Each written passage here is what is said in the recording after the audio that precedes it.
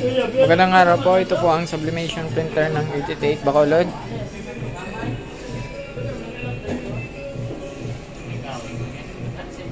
Ito po ang printer head area.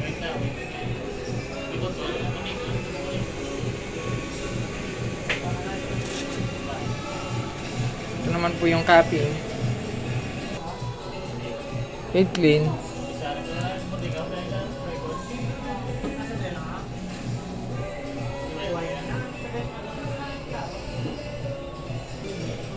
After po natin mag-heat clean, punasan po natin yung wiper.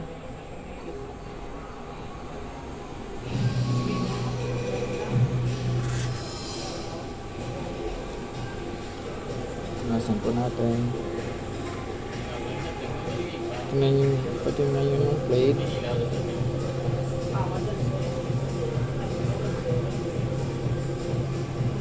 Tsaka yung capping.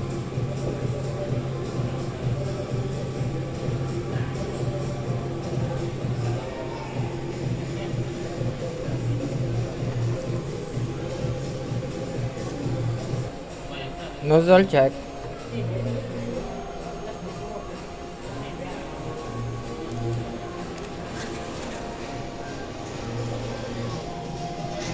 Yan naman po ang output ng aking nozzle check.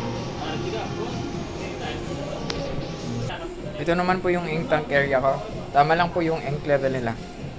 Ito naman po yung waste tank. Na-dispose ito nung nakaraang araw. Ito naman po yung ground wire. Yan naman po yung AVR. Yan naman po yung toolbox. Ito naman po yung aking mga supplies. Ito po ang printer daily checklist. Ito naman po yung sublimation na gamit na roll. Wala po akong CMYK. Ito naman po yung daily production log. Yun lang po. Maraming salamat.